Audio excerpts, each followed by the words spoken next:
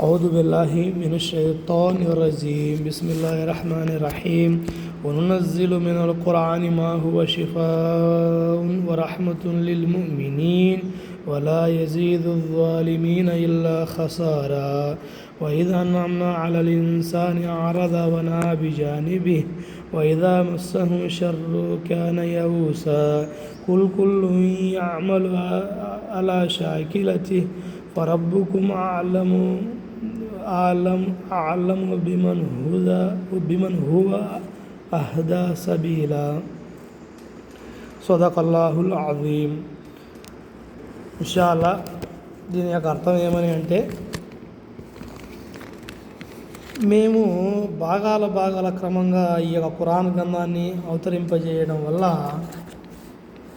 ఇది విశ్వాసులకు మార్గదర్శకమును, కారుణ్యమును మరియు స్వస్థత చేకూర్చేది. స్వస్థత, షిఫా స్వస్థత అంటే మానవులు ఏదన్నా అనారోగ్యానికి గురైనప్పుడు కానీ, అలాగే జబ్బుకు గురైనప్పుడు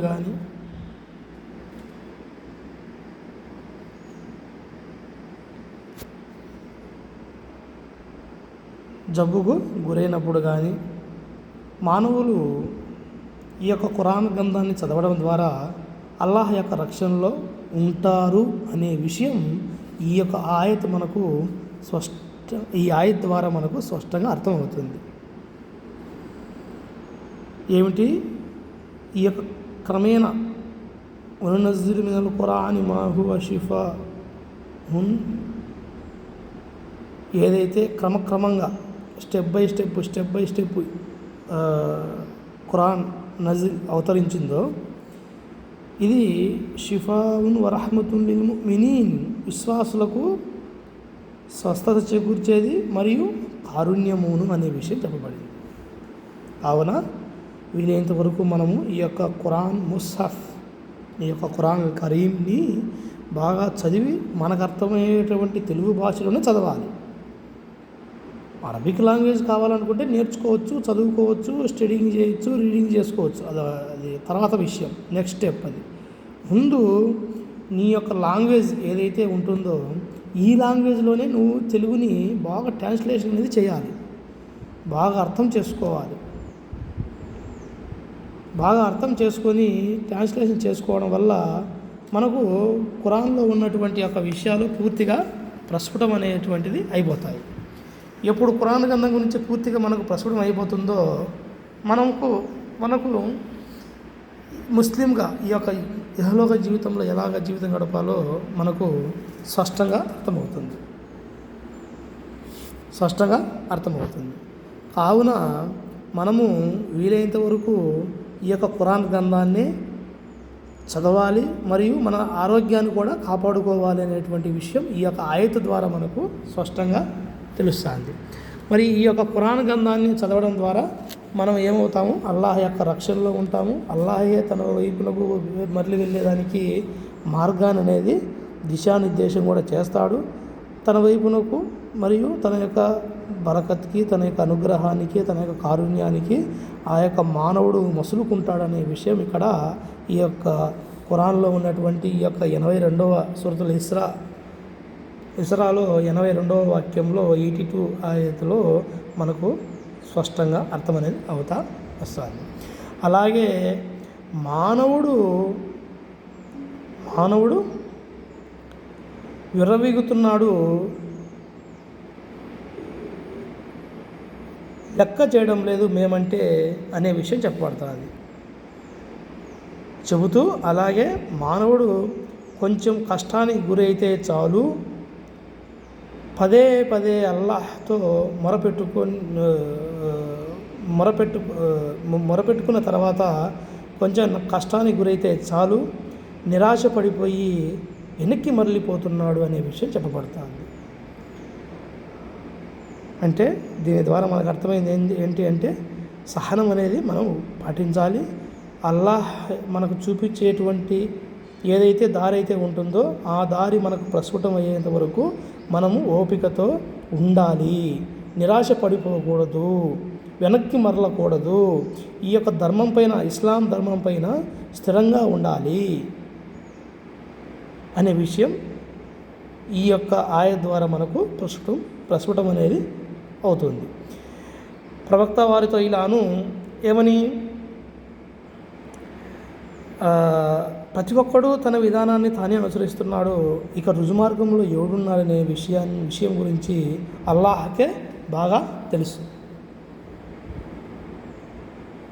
అల్లాహకు బాగా తెలుసు ప్రతి ఒక్కడు ఎవరు బుద్ధి పుట్టిన మార్గాల్లో వాళ్ళు నడుచుకుంటున్నారు. కుల్లు యఅమలు అలా షాకిలతి ఫరబ్బుకుం అఅలము బిమన్ హువ అహదా సబీలా. అంటే ప్రతి ఒక్కడు ఎవరు దారి బుద్ధి వాడు, ఎవరు బుద్ధి పుట్టినట్టు వాడు నడుచుకుంటూ వెళ్తున్నాడు. మరి నడుచుకుంటూ వెళ్ళిన దానికి ప్రతిగా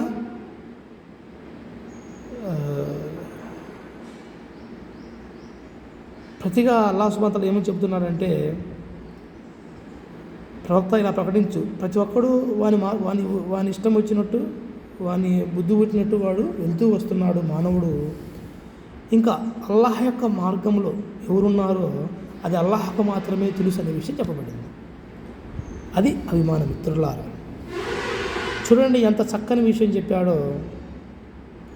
దాసులు కూడా, అల్లాహ్ యొక్క దాసులు కూడా ఎవడు రుజుమార్గంలో ఉన్నాడో, ఎవడు అపమార్గంలో ఉన్నాడు అనే విషయం గురించి కూడా అల్లాహ్కు తెలుసు అనే విషయం చెప్పబడుతుంది. కావున మనం వీలైనంత వరకు అల్లాహ్తోనే మన యొక్క ధర్మాన్ని, మన యొక్క జీవితాన్ని ముడిపెట్టుకోవాలి. ముడిపెట్టుకునేప్పుడు మాత్రమే మనము అల్లాహ్ దృష్టిలో ముస్లింలుగా పరిగణింపబడతాం. ముస్లిం అంటే కేవలం ఏమిటి? అల్లాహ్ యొక్క దాసుడు. అల్లాహ్ యొక్క దాసుడు అంటే అర్థం ఏంటి? కేవలం అల్లాహ్ను ఆరాధించేటువంటి వాడు. తన ప్రతి పనిలోనూ, తన జీవితాంతం అంతా, ప్రతి క్షణానికి, సెకండ్కు అల్లాహ్తో సత్సంబంధం కలిగి ఉండేటువంటి వాడు.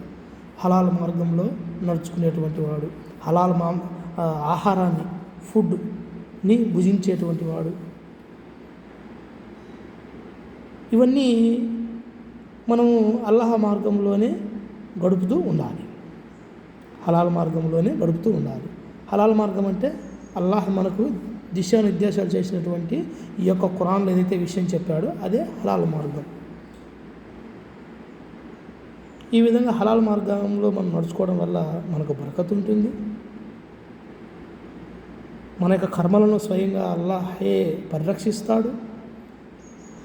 ఆయన రక్షణలో ఉంచుకునే దానికే ఆయనే ముందంజ వేస్తాడు.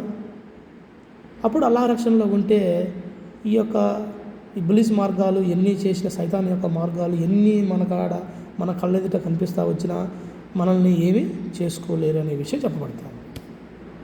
మానవుడికి నిరాశ కలిగినప్పుడు వెనక్కి వెళ్తాడు, నిస్సందేహంగా నిరాశపడిపోతున్నాడు అనే విషయం చెప్పబడింది. కాబట్టి మనము స్థిరంగా ఉండాలి ఈ యొక్క ఇస్లాం ధర్మంలో అనే విషయం చెప్పబడుతుంది. అలాగే అవిశ్వాసులకు ఈ ఖురాన్ భాగాల అవతరణ క్రమం అనేది వాళ్ళ నష్టానికి సమకూర్చేది. విశ్వాసులకు, ముమిన్కు షిఫావు రహమతుల్ లిల్ ముమినీన్, హెల్త్ బాగుంటుంది. అలాగే కారుణ్యమును విశ్వాసులకు ఈ యొక్క ఖురాన్ గ్రంథం అవతరించిన దానికి ప్రతిఫలంగా.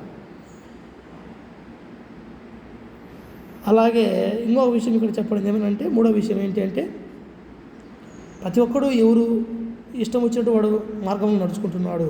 ఇక ఎవడు సరైన మార్గంలో ఉన్నాడో అది సిరాతల్ ముస్తఖీం. ఎవడు సరైన మార్గం, రుజుమార్గంలో ఉన్నారో ఆ యొక్క రుజుమార్గం అనేటువంటిది అది అల్లాహ్కే తెలుసు అనే విషయం చెప్పబడతాను. అది సోదరులారా, ఇన్షాల్లా అల్లాహ్ మిమ్మల్ని మరియు నన్ను, అలాగే మీ యొక్క కుటుంబ సభ్యులను, అలాగే మా యొక్క కుటుంబ సభ్యులను, అలాగే ప్రపంచ జీవితంలో ఉన్నటువంటి ఈ ప్రపంచ దేశాల్లో ఉన్నటువంటి ముస్లిం యొక్క సహోదరులకి అందరికీ ఈ యొక్క ముస్హఫ్ పైన ప్రతి ఒక్కరూ స్థిరంగా నిలబడాలని, ఎట్టి పరిస్థితుల్లోనూ సహనం పాటిస్తూ అల్లాహ్ వైపునకే మరలాలని, మనం అవలంబించేటువంటి దారి అల్లాహ్కు దగ్గరగా ఉండాలని కోరుకుంటున్నాను. ఆమీన్ ఆమీన్ యా రబ్బుల్ ఆలమీన్. వా ఆఖిరు దావానా అల్హమ్దులిల్లాహి రబ్బిల్ ఆలమీన్.